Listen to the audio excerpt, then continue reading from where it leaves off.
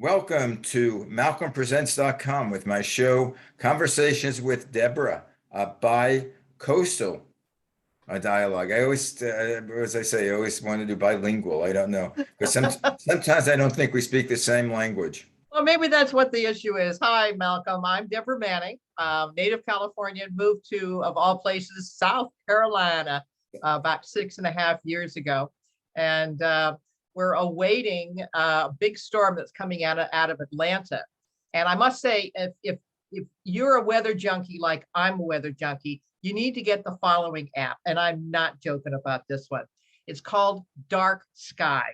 And I was turned on to it by another artist friend who would do a lot of outside displays and a lot of outside fairs. And he and she, it's a husband and wife team, said that they could predict literally to the minute when a rainstorm would show up. And of course, I poo-pooed it until I realized, weather here in South Carolina is a whole lot different than Southern California, and I'd better pay attention. And sure enough, this app can literally tell you the rainstorm is going to start in 12 minutes. The rainstorm is going to start in 8 minutes. The rainstorm is going to start in 1 minute. And I am not exaggerating. It starts in 1 minute. So we will hear some thunder and lightning behind us. I'm looking out my office window here, and we're already at over 10, almost 11 inches for the year, which is about on par. And the spring is coming. I'll tell you, it's just absolutely gorgeous here. All of the young leaves coming out, what have you. But I got to tell you, some of these thunderstorms. We have cats here, obviously. I told you, and I've got 3 indoor cats, and they are just chilled to the bone when these thunderstorms come in, especially little Gracie, our little girl cat, and just absolutely completely terrorized. And you feel sorry for them because they don't know what it is, but they know it's something horrible. Of course, as a kid, I hated thunderstorms too. How about you? Were you a fan of thunderstorms? I used to like I lived in Coney Island, and I used to like to see the lightning hit the water in the ocean, because it was so awe-inspiring. I didn't like the crack of the thunder. Yeah. And I knew when I saw the lightning that the thunder is going to follow in the next second or so, because of course light travels faster than the sound. Yep, absolutely. And you see the lightning, and then over that key. Yeah, absolutely. Well, it's funny, as I say, when we traveled across country 6.5 years ago, it was really important for me to have all of these apps, because sure enough, as we went back through panhandle of Texas and through Oklahoma, that area there, I mean, we were dodging tornadoes. And I know it's interesting watching the Weather Channel and watching the effects of the tornadoes, but these poor people, for heaven's sakes, these storms come through. And it was funny, we traveled across on Highway 40, and it was getting close to time to we'd been about maybe 600 miles that particular day, and I happened to look over at the app. Didn't have dark sky at the time, but I happened to look over on one of the Weather Channel apps, and sure enough, I'm looking at a tornado starting to form. Wow. So I called back to my dear husband, who was in the 16-foot Ryder truck. I was in the Pace vehicle, the little Element, with our 2 cats at the time. And I said, "You got another 150 miles in you?" And he says, "Why? Why?" And I says, I'm really looking forward to getting some rest at Fort Smith. And I said, "It is the bullseye for a tornado." And he goes, "Oh my, okay, yeah, we'll go." So another 150 miles, we ended up in, of all places, something called Russellville. And once again, being a native Californian, I mean, we see a lot of rain, obviously during the rain, at least at the time when I was a kid, a lot of rain during the January and February times. But I got to tell you, I am in awe of the rainstorms that come through the Midwest, and the rainstorms that come through the South. I mean, you talk about rain, it's It absolutely, rains. it's amazing. It's just absolutely amazing. Well, when you talk Uh, about California, you have to differentiate between Northern California yeah, and Southern California. You're a Southern California yeah, gal. yep, I am I, LA girl. yeah, I remember when I moved out here, that was from New York. Hmm. And New York, we used to have weather. In New Yeah. York, it would snow. In New York, there were thunderstorms. In New York, there was rains. In New York, there was weather. You turned on TV, Hmm. and the weather reporter had to tell the weather because it was a different forecast. Yep. I think for the first 2 years I was in Los Angeles, I think they could have put a tape of the weather report. Yes. I Yes. think it was the same, like, what's the weather for Tuesday? The same as it was Wednesday. What's the Yeah. same as Wednesday? It's the same as it was Tuesday. What's for Yep. Thursday? Thursday is going to be the same. I think for 2 years they could have put a tape recording on. Well, you don't realize when you're living in California, especially in Southern California, truly, truly, it is a desert. It is a desert, and only because of Mulholland were we able to get water from the Owens Valley to be able to turn Los Angeles into the city that it is. Right. And of course, Yeah, that happened in the 30s. that's William Mulholland, who they named Absolutely. Mulholland Drive for. Yep, absolutely. I, But I find Mulholland, as far just getting a little away from the weather, as far as typography.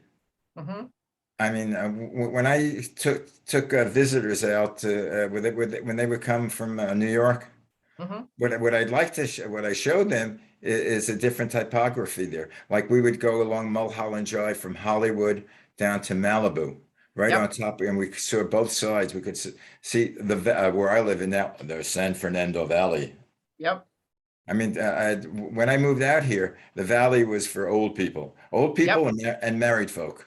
That's right. I mean, I used to stay in the city, which was part of downtown, Hollywood, West Hollywood, Santa Monica, Beverly Hills, Other side of the hills. It was other side the of the other side of the hills. hill. And every time I went over the pass roads, I always thought of cowboys, riding their horses over the pass. Yep. Yep.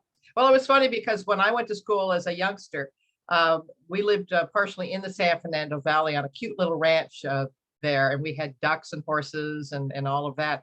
But I do remember, and you would walk to school, which was just an absolute treat, and you'd have crossing guards, what have you, you'd go ahead and walk to school. But I do remember at the time, and this was in the in the 60s, late 50s and 60s. And they would allow us to go out, obviously, for recess and what have you. The air quality was so bad that literally I would come back from recess and all of us kids would complain about the fact that you could feel your lungs because of all of the smog. And when I became a news reporter, worked for PBS and National Public Radio before it went so woke, and then with Cap Cities, very interesting following the AQMD, which was the Air Quality Management Group. And they really came down hard on ensuring that the air quality was actually breathable. So my hat's off to them. I know that a lot of people were very upset at the time, but boy, oh boy, they really did clean up the air. So you are the beneficiary of part of that, my friend. You don't have to breathe air that you can carve. Yeah, right.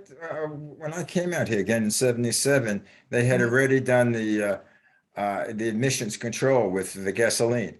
Yeah, I mean, now everybody, and even you too sometimes bitch about the taxes that they have on the gas and how much higher it is in California than in other states. But part of it is that they have emission control, I guess. They have to put certain additives in, which you're probably yeah, more familiar than I am, but yeah. certain additives in the gas that they don't cause the pollution. Yeah. Well, part of the problem, of course, is the topography of the Los Angeles area because of the mountains that capture all the bad pollutants. For Well, example, here in South Carolina, we very, very occasionally have smog, and it's because of the fact that we're more on the plains. We're up about 1,000 square feet where we live right now, but very, very rarely do we have air quality alerts like we did in California. Now, has it continued to be good air there? And since I've left, has it continued to be good Oh, yeah, air? the only problem that we have now, or one of the problems we have is because of the fires. Yeah, Because when yeah, you have the fires, the smoke yeah, just goes wild all over the place. As a matter of fact, the last big fire that they had, I think it was last year, the smoke was going into New York. yeah. In fact, Uh, we got some of the smoke too as well. yeah, It was really something. It was really something. And it but was funny because when my parents used to live up on top of Topanga, which was just one hill away from the Mulholland Drive, they lived in a great park up in top of Topanga. They could look down Topanga Canyon, which was just gorgeous. Well, of course, there were numerous fires that got started in there. And I do remember my dad calling me one day and one night and saying, Deb, would you mind coming on up here? And there's a fire starting. I said, yeah, sure, Dad, I'll come on up. So I got in the car, came on up. And sure enough, I'm looking down the valley and I'm seeing flames, you're seeing 20, fire. 40-foot flames. And what was interesting was that Channel 4, some of my buds on Channel 4, Kent Shotnick, for example, I called into Channel 4 and I said, you guys are reporting this fire's out. It's not out. Let me show you what I'm seeing, kind of a thing. And this is, of course, before you had cell phones and all of that. So they put me on the air, which was a scream. And I did it by telephone, obviously, and reported what was going on. And people were happy that they had the news because they were about ready to evacuate us. Well, strangely enough, my brother, who at the time, he and I were not speaking to one another, as unfortunately siblings will take place, ended up hearing me on the air. And it did prompt him the following day to say, okay, that was a very strange way to get you to start talking to me or me talking to you again. But sure enough, we mended fences at that point, all because of a fire. Right. Yeah, well, being a New Yorker, actually living in Manhattan, I didn't really get involved with fires. I didn't really know how destroying they were. It was something on the news which it never affected me until I lived out here, because Yeah. all of a sudden you couldn't transverse the roads, you couldn't drive. Yeah.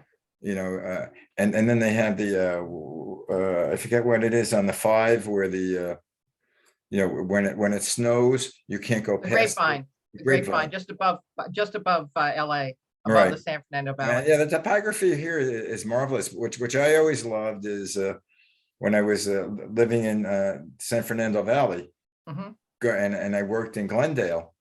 I'd have to go through the pass again, and it could be Yep. like 90 degrees outside, and I go, and as I got into the 210 freeway, all of a Mhm. sudden I see the snow in the hills in the mountains, Yeah.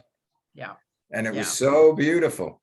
So gorgeous, absolutely so gorgeous. Well, up on the 5, that's of course where they made a lot of the old time Westerns.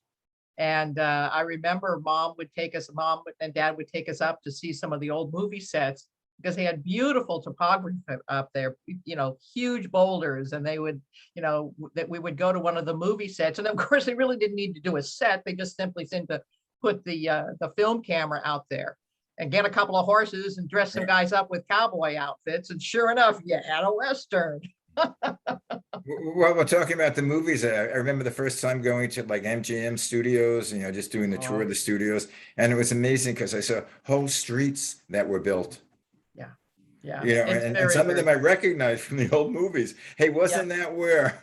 Yes. Well, it's funny now, and it's I think that, and I do wish that Hollywood would start to come back to some of the good old days of Hollywood, where you just had good stories, and stories make the movie. And I believe at this point, we haven't seen a movie in 4, 5, 6 years because the storylines are not there. It's fun, I guess, having all the computer generated stuff. And I don't mean to sound too old about things, but I think stories are what it's all about. I mean, that's what human beings like to be able to listen to. Stories around the campfire, stories at the movies, Yeah, stories. but And there don't are have. stories like that, and actually a lot of it is well, I don't know. I haven't gone to the movies that much lately, but it used to be in the foreign films Mhm. that had stories about people, about relationships. Instead of just doing which I hate now, like the monster movies or these big spectaculars. Yeah. I mean, it's good to see, but it's not a movie, it's sort of like special effects. Yeah. But the movies where, people, it could be two people in a room, Mm-hmm. for 2 hours is what they had to say. Mm-hmm. They It's had that marvelous relationships. film.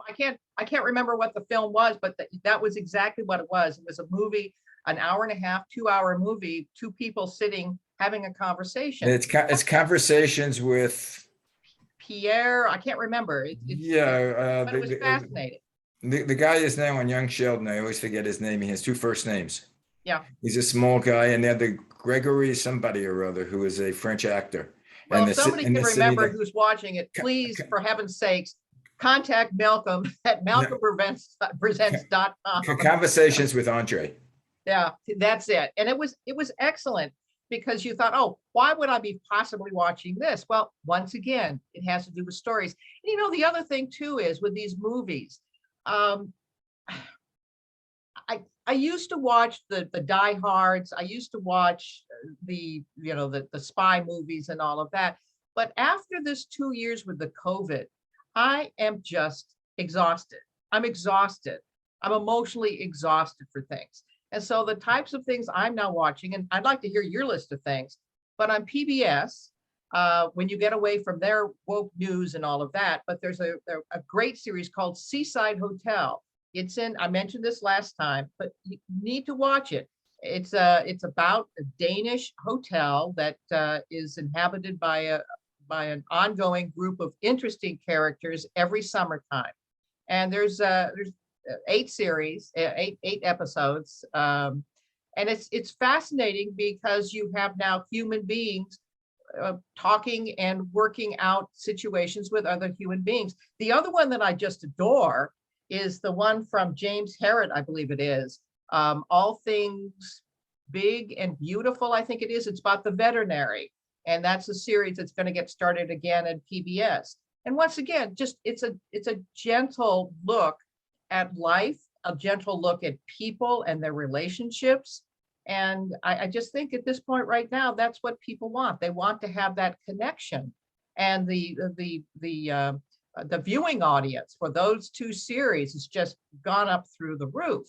And I don't know, maybe I sound old, but I don't think so. I think just a lot of people we're just exhausted. We're fed up with all of the crises that are going on. So Well, have you seen the series? I forgot, there's a fourth, I think it's 5th or 6th year. It might be the last year. This Is Us. I've watched part of it. The problem that I have with it at times, I just find it at times a little bit too pandering. I think it just panders a little bit too much. And I want realistic individuals. I want realistic situations. And I think that in many cases that it's exaggerated. And it doesn't need to be spectacular. It's just people getting along and trying to live the best life they possibly can. So Well, I like it. And there's something, but more of the funny side, thing called Hacks, which is started. what's it called? Hacks, Oh, Hacks. HACKS. Oh, I haven't seen that. Yeah, Where I would think I that's just find it? started. It's next season again. Okay, where would I find it? I forget it's either Netflix or Hulu, one of them, Okay, or all right. Amazon, which I get all of them. Yeah. And then Well, the Marvelous Mrs. Maisel, which is funny.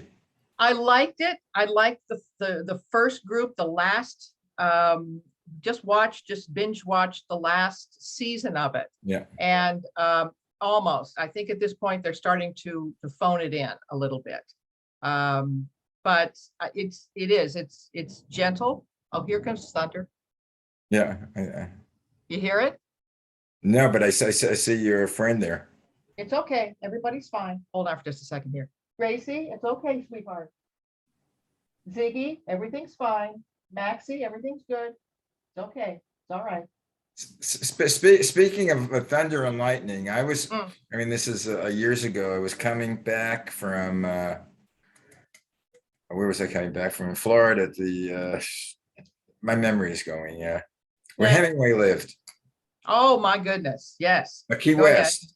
Yeah. Driving on Key West, it's probably like about 1 o'clock in the morning, and we had just gone out to dinner.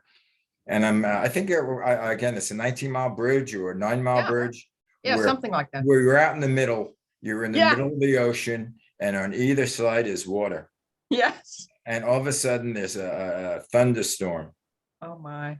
and you see the lightning light up the sky, and you look, and all alone, and all of a sudden, you realize you're in the middle of the ocean, and you can't pull off because it's a two-way highway, one going north, one road going north, one going south, and Yeah. there ain't no place to pull off. There's no Yep. side. You have to just keep on going.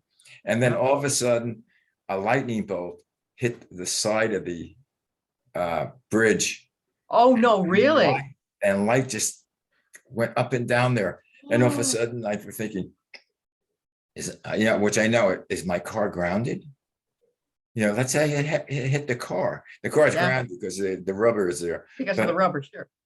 Can you imagine that? No. And all of No. a sudden, I started just sweating a bit. That's understandable. And it reminded me of the time when I used to have a summer place, rented a place out in Fire Island, Really. which is in the at the tip end of Long Island, Mhm. and it's a sandbar. And on one side is the Atlantic Ocean, and the other side is the Long Island Sound. Mhm. And when there's a thunderstorm, wow. I'll bet. But I'll anyway, bet. where were we before that? What were we I don't talking? know. Oh, the Anyway, let's movies. talk. Let's talk a little bit about the news. I need to have your take on the situation with Ukraine. We're now 2 weeks into Russians' incursion into Ukraine, and the video that's coming out of that is absolutely unbelievably heartbreaking. It's unbelievably heartbreaking, and you see the president Zelensky going to address. He addressed Congress a couple of days ago. He just addressed the UK government as well, and he's going from government to government once again, pleading to have additional weapons and what have you.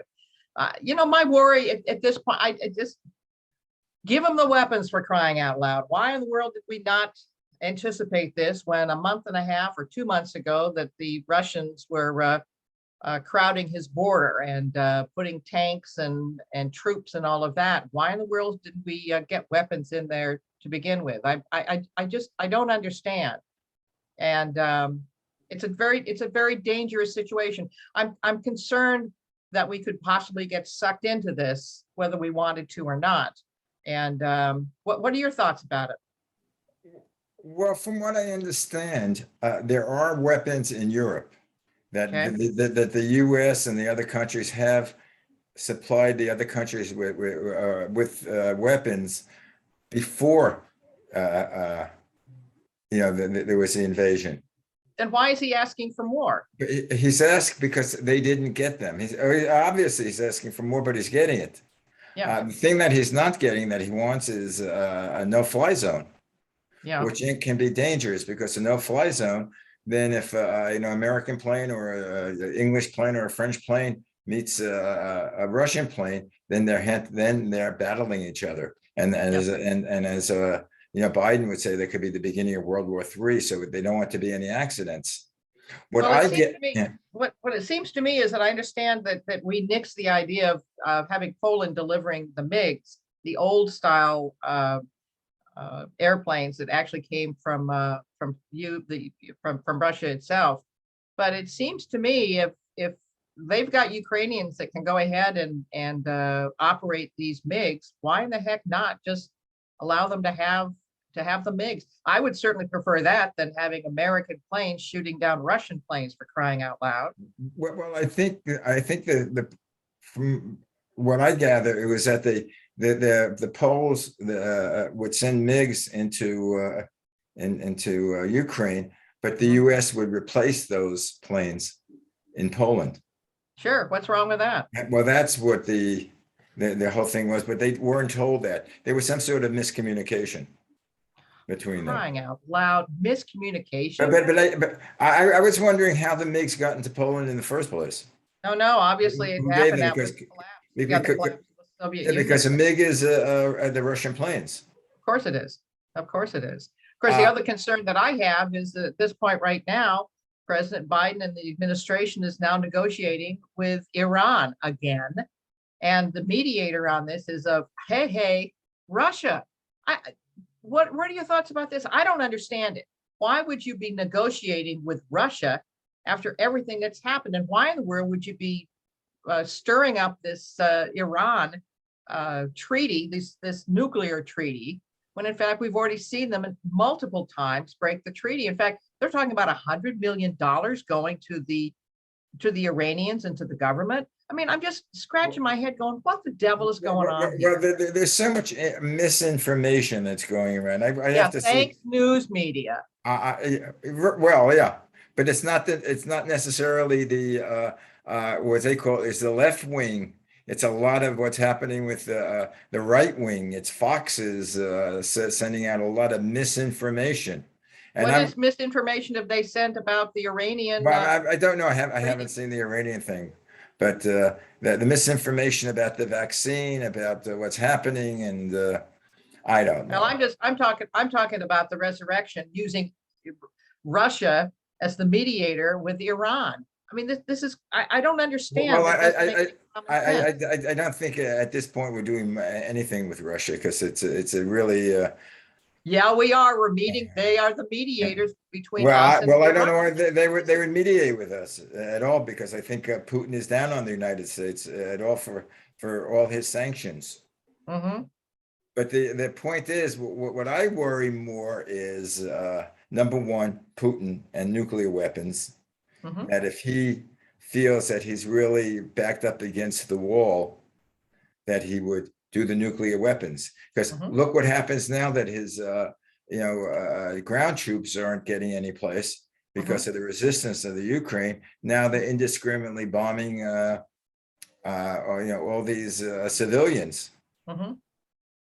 And I think that's mainly because he thought the troops could take the Ukraine in 2 weeks, and they're not. They're meeting fierce resistance.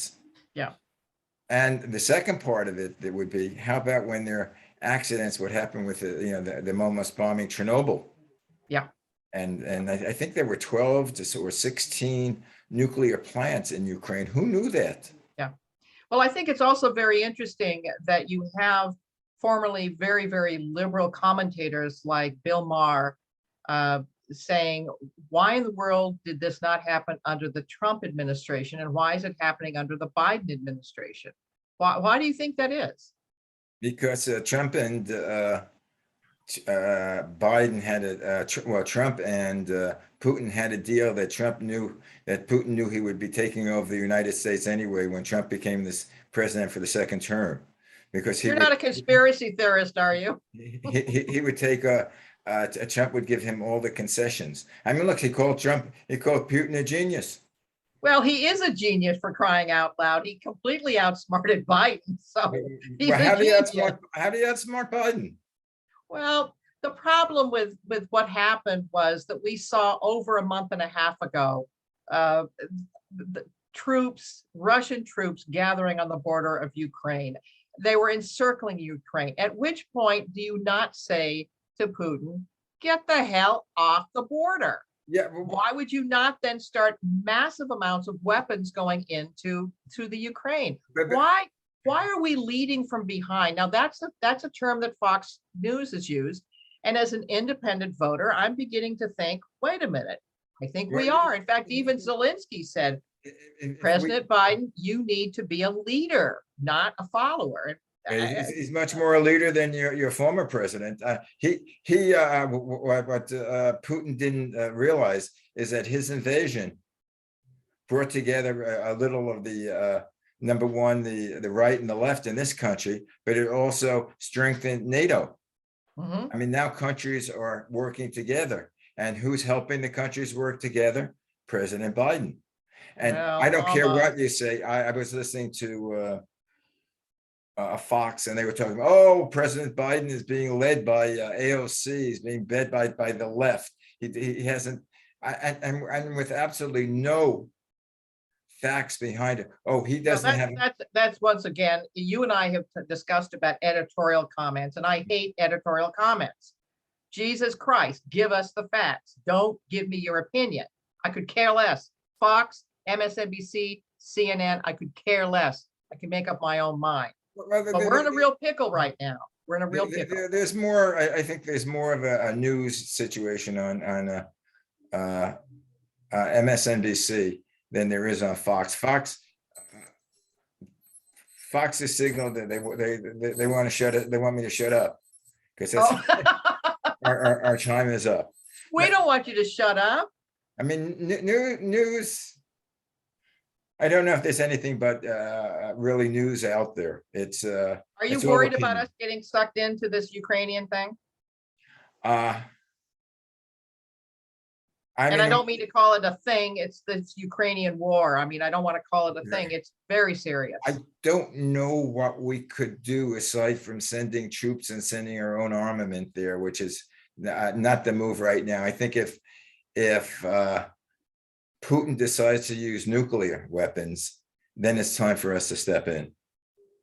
I think that would be the red line. If he doesn't and he uses troops or even bombs, I think it would be too disastrous for this world if NATO stepped in or US stepped in with land troops. Well, we are on pins and needles at this point right now. And once again, But it's not a I want to make situation. sure we're not going to get sucked into a war that's I just don't want to get sucked in it. But you know what? I want to make sure that he's got the weapons that he needs so the Ukrainians can fight for their own freedom. Right. It seems to be they're doing a good job. The things which they don't do, again, which we haven't done or no one's done, is a no-fly zone. And we don't know what the response, if all of a sudden, Putin says, oh, you're against us. I mean, that he would, all of a sudden also, start bombing Poland. Well, it would make common sense to me that if you deliver airplanes to the Ukrainians and the Ukrainians can go ahead and operate those airplanes, they can do their own no-fly zone, wouldn't you think? Well, didn't they do that? Didn't Poland send the airplanes to? I don't think so. Correct us if I'm wrong, viewers. If we're wrong, I don't believe that Poland did send them because the Department of Defense put a nix on it, said, nope, you're not going to send them. Well, the Department of Defense. They wanted to send it from an American air base. That was what Right. They didn't. Well, they didn't. I don't think they sent planes to replace the MiGs that Poland would send in. That was part of the big thing also. Well, I hope they have the planes. They need the planes. And remember, Russia has boats out there that they could attack. Yeah. Where they could knock down American planes. Well, I have to tell you, it's a scary, scary world with America being as weak as it is right now. Well, I don't know. You see, I don't know if we're weak. We're I think with Biden there, we're more in an area of negotiation. Well, for gosh sakes, would you please put a bag on VP Harris? I'm so tired of her giggling and her cackling away on things. I couldn't believe it when she was in front of having a press conference with the Polish president. And someone asked her about inflation in the United States. She looked at the Polish president and said, should I take this question or should you? I mean, literally, she was saying that. So it's an embarrassment. She's an embarrassment. Oh, to you, our government is an embarrassment. Well, to me, it's an embarrassment, which I don't know why. Why is Manchin allowed to vote on anything that involves with the coal production when he owns a company that is making 500,000. Because he represents West Virginia. But his daughter and his son and his wife are all making money from the coal people. He is one single vote, and if in other words, he is at least the one solid voice that says we cannot automatically turn off the energy here in the United States. We need to evolve our way into clean energy. But he's blocking someone from the Federal Reserve because she had been pro, doing away with our fossil fuels, and he's blocking her. He blocked her because she said that you should use politics, which is no fossil fuels, and saying she was going to be head of the banking regulators, and she was going to have the banks stop lending to all coal, gas, and oil. And that is baloney. That's baloney. Right, You we can know, discuss it. But anyway, we'll agree to disagree. I will speak to you next week. Hopefully, we won't have anything urgent to I talk hope not. about. I hope And not. if we do, maybe we'll do a special. That might be a good idea. I hope it's nothing urgent, though. Right. But anyway, send my love to Fish, And my uh, love to Anna and the whole family. and stay out of the rain. I will. You too. Bye-bye Bye. now.